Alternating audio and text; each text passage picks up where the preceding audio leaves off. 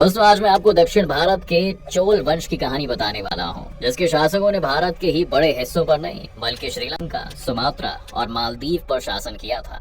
सबसे पहले आपको बताते हैं कि चोल वंश के शुरुआत की कहानी के बारे में। चोल दक्षिण भारत का एक बहुत ही शक्तिशाली वंश था। इसके राजाओं ने 9वीं शताब्दी से लेकर 13वीं शताब्दी के बीच एक शक्तिशाली हिंदू साम्राज्य का निर्माण किया था और भारत के साथ साथ दूसरे देशों पर शासन भी किया। वैसे तो चोलों का समय प्राचीन काल से ही शुरू होता है, लेकिन उस समय यह इतना प्रभावशाली और शक्तिशाली नहीं था।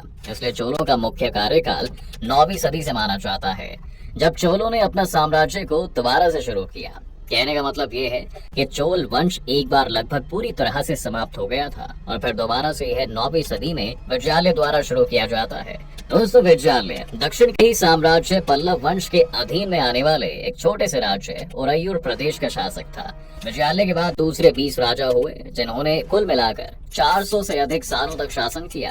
लेकिन इस वंश का पहला सबसे इम्पोर्टेंट और शक्तिशाली राजा था परांतक प्रथम। जी हाँ, जिसने साउथ इंडिया के एक नहीं बल्कि कई राज्यों के शासकों की कंबाइन आर्मी को अकेले ही हरा दिया था। और फिर यहीं से शुरू होता है चोल के वास्तविक शक्ति का प्रदर्शन।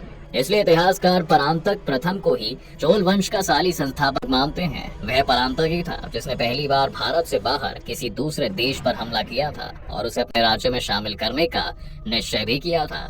लेकिन दुर्भाग्य से वह श्रीलंका के राजा लंकापति उदय से हार गया था। परांत की मौत के बाद 32 वर्षों तक दूसरे राज्यों को जीतना आसान नहीं हुआ, लेकिन राजराज प्रथम के राजा बनते ही एक बार फिर से चोल वंश के दूसरे देशों को जीतने की परंपरा शुरू हो गई थी। उसने 985 ईस्वी से 1014 तक शासन किया था। उसने केरल, मदुरई, गंगा, चालुक्य और दूसरे राज्यों पर अभूतपूर्व विजय हासिल की। इन सभी जीत के कारण उसका शौर्य और पराक्रम बढ़ता ही चला गया और फिर उसने अटैक किया श्रीलंका पर। राजराज ने एक विशाल और शक्तिशाली नेवी का गठन किया था। इतिहासकार कहते हैं दोस्तों कि राजराज की नेवी उस समय दुनिया की सबसे बेहतरीन नेवी थी, जिसे जीतना किसी के बस में नहीं था।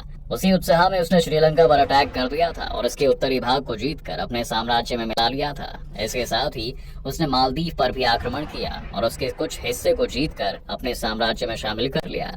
दोस्तों, मालदीव एक आइलैंड देश है। आप इंडियन ओशियन में श्रीलंका के नीचे जब जाएंगे तो इस मैप पर आपको मालदीव दिख जाएगा, जो कि छोटे छोटे कई आइलैंड से मिलकर बना है। जिस वक्त चोल सम्राट राजा राज ने श्रीलंका पर चढ़ाई की थी, कहा जाता है दोस्तों कि उस वक्त उत्तरी श्रीलंका का शासक महिंदा 6 हुआ करता था। साल था 993 और उत्तरी श्रीलंका का एक साम्राज्य था अनुराधापुरा और उसी का राजा था महिंदा। लेकिन उस वक्त महिंदा के खिलाफ अनुराधापुरा की जनता ने विद्रोह कर दिया था और इसी का फायदा उठाकर राजराज ने अनुराधापुरा पर आक्रमण कर दिया था। चोल सैनिकों ने पूरे अनुराधापुरा को लूट लिया था। इस जीत के बाद चोल के एक अधिकारी तल्ली कुमारन ने श्रीलंका के मन्नार में एक भव्य शिव मंदिर बनवाया और उस मंदिर का नाम रखा राजराजेश्वरा और साथ ही उस पूरे शहर का नाम बदलकर राजराजपुरा रखवा दिया गया। आज भारत के कई शहरों, सड़कों और स्टेशनों का नाम बदला जा रहा है, जिसे लेकर कुछ लोग विरोध भी करते हैं, लेकिन शहरों के नाम बदलना तो हमारे इतिहास में ही है। जी हाँ दोस्तों, राजराज की मौत के बाद उसका बेटा राजेंद्र चोल गद्दी पर बैठता है। वह 1014 से 1044 के बीच चोल सम्राट रहा। राजेंद्र चोल के चोल वंश का सबसे शक्तिशाली सम्राट कहा जाता है। इसे गंगैकोंडा चोल के नाम से भी जाना जाता है, जिसका मतलब होता है गंगा के राज्यों को जीतने वाला। राजेंद्र चोल ने उत्तर भारत के गंगा क्षेत्र में आने वाले कई राज्यों को जीतकर अपने साम्राज्य में शामिल किया था और इसलिए उसे गंगैकोंडा का टाइटल भी दिया गया था।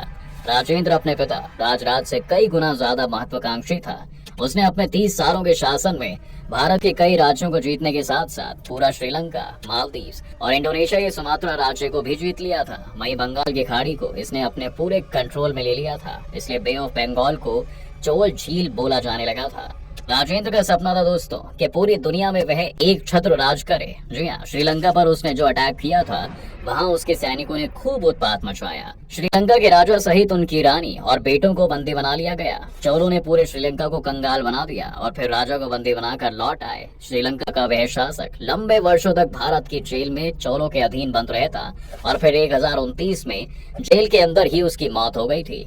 श्रीलंका पर चोलों का काफी लंबे समय तक शासन रहा था और अंत में श्रीलंका में भी एक मजबूत सत्ता का उदय होता है और राजकुमार किट्टी ने 1070 में श्रीलंका से चोलों के शासन को खत्म कर दिया था। उसके बाद चोलों ने कई बार कोशिश की कि श्रीलंका फिर से उनके कंट्रोल में आ जाए, लेकिन ऐसा ना हो पाया क्योंकि अब श्रीलंका की पावर उनसे कहीं अधिक हो गई थी। तो यह अगर कहा जाए कि भारत के शासकों ने श्रीलंका को 993 से 1070 तक गुलाम बनाकर रखा था तो कोई गलत नहीं होगा। दोस्तों, जैसा कि हमने आपको पहले ही बताया था कि चोलों ने आज के इंडोनेशिया तक अपने साम्राज्य का विस्तार किया था, तो अब उसके बारे में भी थोड़ा सा जान लेते हैं।